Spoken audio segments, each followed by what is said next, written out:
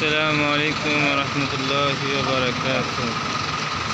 الحمد لله رب العالمين، والصلاة والسلام على أشرف الأنبياء والمرسلين وعلى آله وصحبه وبارك وسلم.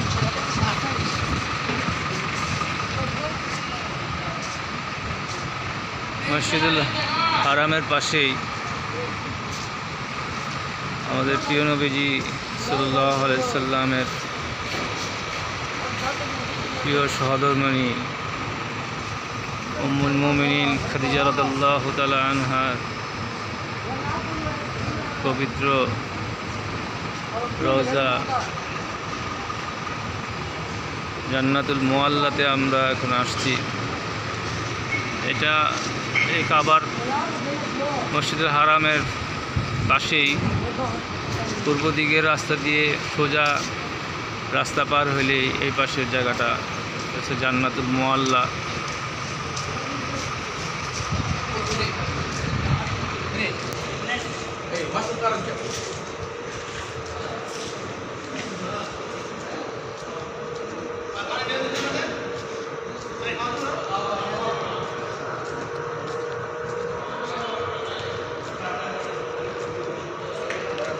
আমরা জান্নাতুল মুআল্লার ভিতরে প্রবেশ করতেছি। জান্নাতুল মুআল্লার গেটের মধ্যেই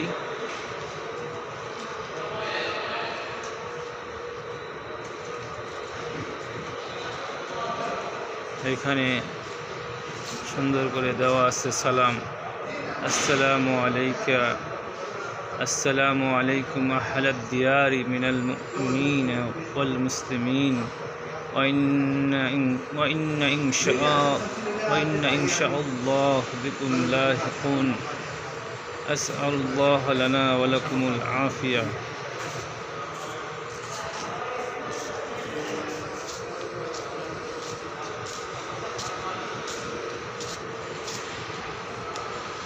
ये হচ্ছে জান্নাতুল মুআল্লা।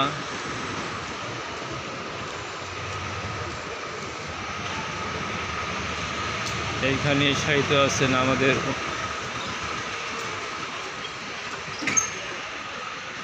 উম্মুল মুমিনিন আয়েশা, উম্মুল মুমিনিন খাদিজা রাদিয়াল্লাহু তাআলা আনহা, যিনি আমাদের ইসলামের প্রথম ইসলাম কবুলকারী, সর্বপ্রথম যিনি প্রথম ইসলাম কবুল করছিলেন,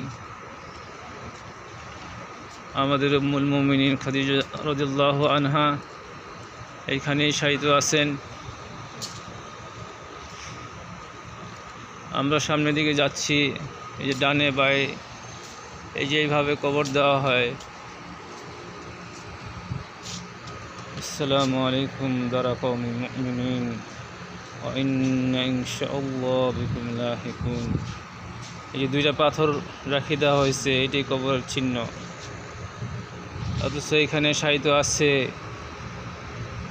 এরকম বড় বড় সাহাবীর কবর আছে এখানে, আল্লাহ তাআলার প্রিয় বান্দাদের কবর আছে এখানে।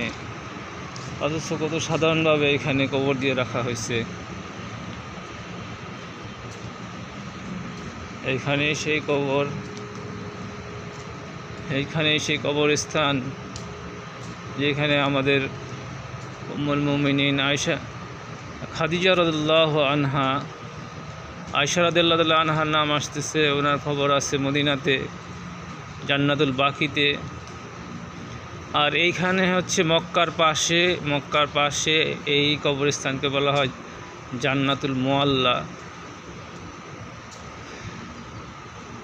আসসালামু আলাইকুম দারা কওমিল মুমিনিন ওয়া ইনশাআল্লাহ বিকুম লাহিকুন। এইখানে খাদিজা রাদিয়াল্লাহু আনহা ইসলামের প্রথম ইসলাম কবুলকারী, অথচ উনি পেরেশান ছিলেন, না জানি উনি এরকমভাবে কবরে সওয়াল জবাবের আটকে যান। এই জন্য রাসূলুল্লাহ সাল্লাল্লাহু আলাইহি সাল্লামকে আগেই বলে রাখছিলেন, ওসিয়ত করে রাখছিলেন যে না উনি রাসূলুল্লাহ সাল্লাল্লাহু আলাইহি সাল্লাম ওনার সাথে কবরস্থানে থাকেন। যতক্ষণ সওয়াল জবাব না হয় ততক্ষণ যেন উনি থাকেন, এরকমভাবে পেরেশান ছিলেন। এই ছিল আমাদের খাদিজা রাদিয়াল্লাহু আনহা। আল্লাহ তাআলা ওনার মর্যাদা কত বড় করছেন, অথচ উনি পেরেশান ছিলেন কবর আযাব নিয়ে।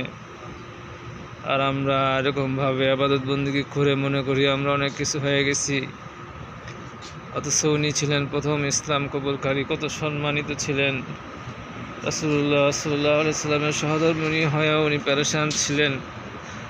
না জানি কবরের আযাবে উনি এরকমভাবে প্রশ্নের উত্তর দিতে না পারেন, এই জন্য রাসূলুল্লাহ সাল্লাল্লাহু আলাইহি সাল্লামকে এরকমভাবে অনুরোধ করে রাখছিলেন যেন রাসূলুল্লাহ সাল্লাল্লাহু আলাইহি সাল্লাম এরকম ওনার পাশে থাকেন,